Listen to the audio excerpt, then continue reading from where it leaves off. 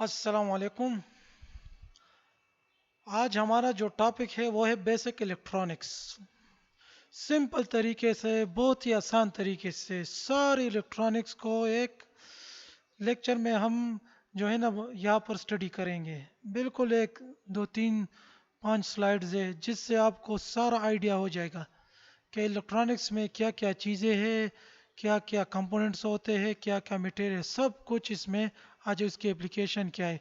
तो हम स्टार्ट करते हैं बेसिक इलेक्ट्रॉनिक्स। सबसे पहले व्हाट इज इलेक्ट्रॉनिक्स, कि इलेक्ट्रॉनिक्स क्या है। Electronics can be defined as the study of flow of electron in semiconductor material. Electronics को हम इस तरह बयान कर सकते हैं कि इलेक्ट्रॉन की जो फ्लो है सेमीकंडक्टर मटेरियल में, उसको इलेक्ट्रॉनिक्स कहते हैं।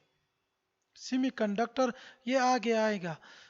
कंडक्टर होते हैं, सेमीकंडक्टर होते हैं, इंसुलेटर होते हैं। कंडक्टर मतलब जिसमें बिजली पास हो जाए, इंसुलेटर मतलब जिसमें बिजली पास ना हो जाए, सेमीकंडक्टर मतलब इन दोनों के दरमियान जो होता है।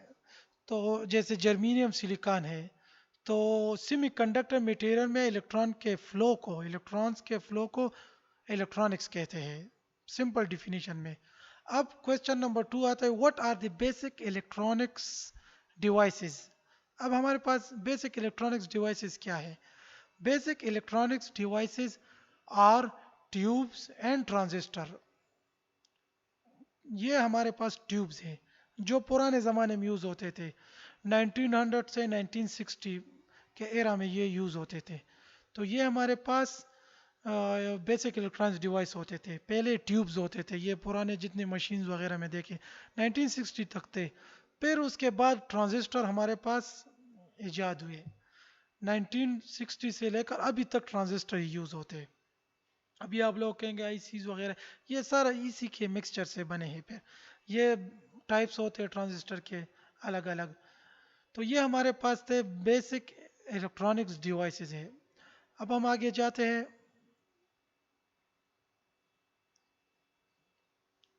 What are the basic electronic components.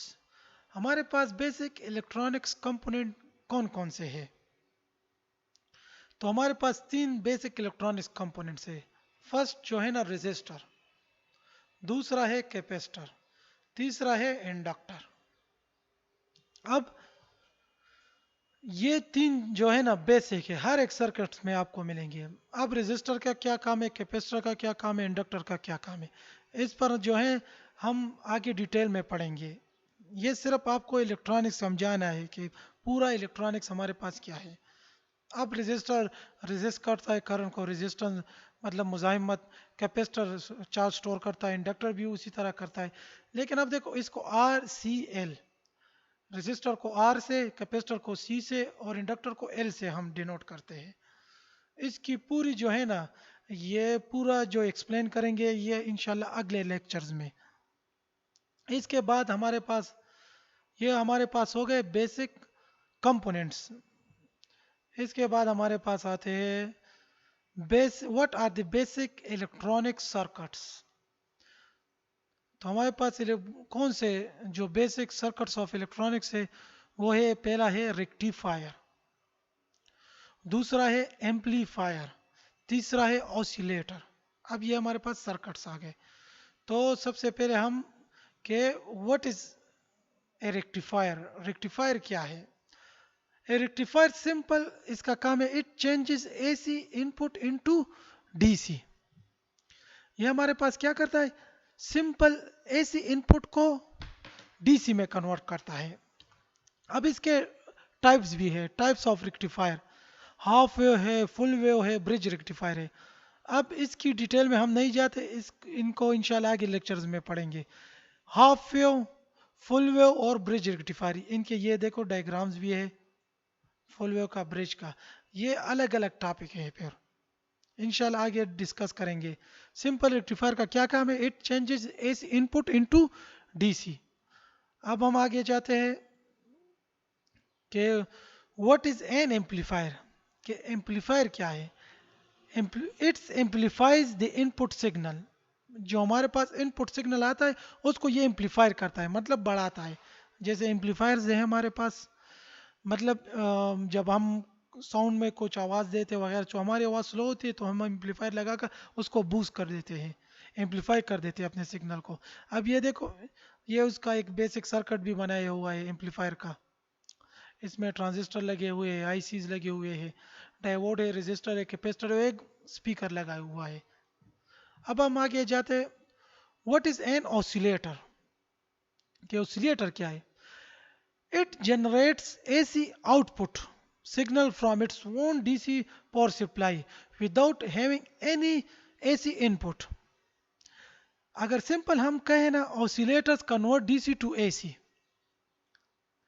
हमारी डीसी को क्या करते हैं, एसी। जैसे इन्वर्टर्स वगैरह आजकल मार्केट में अवेलेबल है, सोलर से बिजली आती है एक्सेट्रा, इसकी डिटेल में अब नहीं जाते। तो डीसी को क्या करता है, एसी में कन्वर्ट करता है। अब ये हमारे पास देखो सिंपल, इनकी जो है ना, ये डीसी इन है, ऑसिलेटर्स है। आउटपुट हमें ये एक ब्लॉक डायग्राम दिया हुआ है, तो आउटपुट में हमें क्या दिया, ऑसिलेटर ने एसी आउटपुट। अब इसके सम पॉसिबल आउटपुट वेव फॉर्म्स, मतलब जो आउटपुट वेव फॉर्म्स होते हैं इनके, ये होता है साइनोसाइडल, साठ होते हैं, स्क्वायर वेव होता है, एक्सेट्रा एक्सेट्रा। तो ये हमारे पास ऑसिलेटर हो गया। अब what is the basic law of electronics, के इलेक्ट्रॉनिक्स की बेसिक जो कानून है वो कौन सी है, ला, वो है ओहम ला।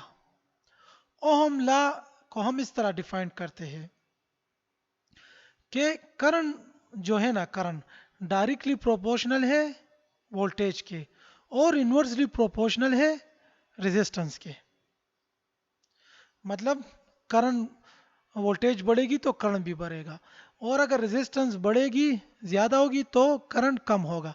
ये सिंपल एक ट्राइंगल दिया हुआ है ओम लॉ की। मतलब अगर आप जो आई जो है ना, आई को, अगर आई को मालूम करना चाहते हो इसकी वैल्यू, तो इसको जो है ना आप इस तरह V by R, I is equal to V by R. अगर V को मालूम करना चाहो तो देखो V is equal to I R, इसके प्रोडक्ट आ जाएगा। और अगर R को मालूम करना चाहते हो तो R को लिखकर V बाई आई।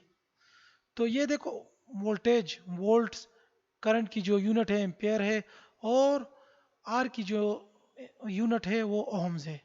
तो ये हमारे पास ओहम ला, मतलब V is equal to volt, I is equal to current in ampere, R is equal to resistance in ohm. ये हमारे पास बेसिक ला आ जाती है, जो V is equal to I R. इसको भी इंशाल्लाह हम आगे पढ़ेंगे। अब हमारे पास आ जाती है, what are the applications of electronics, के इलेक्ट्रॉनिक्स के हमारे पास क्या क्या एप्लीकेशन है, कहाँ कहाँ पर हम इसको, देखो हमारे पास है, यहाँ पर मौजूद है, कहाँ कहाँ पर होते हैं। तो ये सिंपल जो है ना, electronics devices are used in communication system. अब हमारे पास देखो कम्युनिकेशन सिस्टम आ जाती है, जितने भी हमारे मोबाइल है, ये जितनी कम्युनिकेशन सिस्टम है, ये पूरा जो एक क्लिक से यहाँ पर एक ईमेल जाकर दूर दराज इलाकों में पहुंचती है, एक मुल्क से दूसरे मुल्क तक। जो पुराने ज़माने में हम ख़त वगैरह यूज़ करते हैं, अब जो कम्युनिकेशंस में मेन रोल है इलेक्ट्रॉनिक्स का है। कंप्यूटर्स हैं हमारे पास, अब देखो कंप्यूटर्स में स्मार्टफोन आते हैं, टैबलेट्स आते हैं, लैपटॉप आते हैं, डेस्कटॉप कंप्यूटर आता है, ऑल इन वन कंप्यूटर आता है। ये हमारे टाइप्स ऑफ पर्सनल कंप्यूटर होते हैं, पीसीज। ये अलग लेक्चर है कि ये कितने टाइप्स है कंप्यूटर के। तो ये हमारे पास ये सब में जो है ना इलेक्ट्रॉनिक्स ही यूज़ होता है। अब आगे जो है ना, हमारे पास रडार है, नेविगेशन एड्स है, बायोमेडिकल इंस्ट्रूमेंट है, पावर जनरेटर्स है, एंड बिजनेस मशीन एक्सेट्रा है। तो एक एक को हम इस तरह पढ़ते हैं। अब हमारे पास दूसरा आता है रडार। ये हमारे पास रडार सिस्टम होता है। रडार में भी इलेक्ट्रॉनिक्स यूज होते हैं। रडार जो है ना, एक सिग्नल को ये क्या करता है, जनरेट करता है, छोड़ता है, और किसी चीज के साथ ये हिट होकर वापस आता है। तो इससे वो उसकी डायरेक्शन, उसके जो लोकेशन है हमें मालूम हो जाता है। दूसरा हमारे पास नेविगेशनल एड्स होते हैं, नॉर्मली जो हम गाड़ियों में यूज़ करते हैं, ये मोटरसाइकिल वाले अक्सर यूज़ करते हैं, ये गूगल मैप वगैरह। यहाँ पर भी सब सारे में इलेक्ट्रॉनिक्स यूज़ हुआ है। इसके बाद हमारे पास है जो पावर जनरेशन है, ये है पावर जनरेशन में जनरेटर्स है, हर जगह बैंक्स में यूज़ होते ये टाइप जनरेटर, हमारे घरों में जो आम जनरेटर यूज़ होते ये, इन सब में इलेक्ट्रॉनिक्स का यूज़ है। अब हमारे पास जो मेडिकल इंस्ट्रूमेंट आते हैं ये वाले सारे जो मेडिकल इंस्ट्रूमेंट्स हैं, इसमें इलेक्ट्रॉनिक्स का बहुत बड़ा रोल है। और आप यहाँ से भी बहुत ज़्यादा, जो हमारे स्टूडेंट्स हैं ना, यहाँ से बहुत ज़्यादा कमाई करते हैं।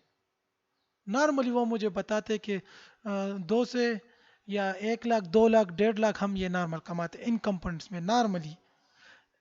क्योंकि ये जो मशीन्स होते हैं, ऑसिलोस्कोप इसमें होते हैं, जो हार्ट बीट इसमें ये मेजर करते हैं, अल्ट्रासाउंड मशीन होते हैं, ये सारे जो मशीन होते हैं इसमें वो कहते हैं माइनर फॉल्ट आते हैं, उसमें के हम बहुत ज़्यादा पैसे चार्ज करते हैं। 25,000 20,000 15,000। अगर हमें कोई कंपोनेंट्स वगैरह में चेकिंग में मसला आ जाए तो हम किसी को कॉल करके उसको अपने फिर हम पेमेंट करते हैं। लेकिन इसमें बहुत ज़्यादा पैसा है। और इलेक्ट्रॉनिक्स में जो है ना, सबसे ज़्यादा यूज़ ये कंपोनेंट होते हैं। अब जो हमारे पास मेडिकल कंपोनेंट्स है, इसमें भी इलेक्ट्रॉनिक्स का यूज़ है। और इसके लिए भी इलेक्ट्रॉनिक्स टेक्नीशियन को वो रखते हैं, तो बहुत बड़ा फील्ड है इलेक्ट्रॉनिक्स का। अब हमारे पास जो बिजनेस मशीन्स आ जाती है, ये आपको पता है, सारे प्रोजेक्टर्स है, एटीएम है, ऑटोमेटिक टेलर मशीन है, बहुत ज़्यादा स्कैनर्स है, बहुत ज़्यादा हमारे पास यहाँ पर देखो कैलकुलेटर्स है, जितने भी है ये सारे बिजनेस मशीन हमारे पास आ जाती है। तो ये इन सब में जो है ना, इलेक्ट्रॉनिक्स बहुत यूज़ होती है। तो हर एक जगह पर आप देखें तो इलेक्ट्रॉनिक्स का हमारे पास बहुत ज़्यादा यूज़ है। तो इलेक्ट्रॉनिक्स के बारे में तो आप लोग सब जान गए। So thank you guys. इंशाल्लाह आगे भी हम इसी तरह एक लेक्चर बनाएंगे। जिस तरह मैंने आपको बताया ना, मैंने पूरा इलेक्ट्रॉनिक्स एक जगह पर इकट्ठा कर दिया बहुत सिंपल अल्फाज में। Thank you guys. वालेकुम अस्सलाम।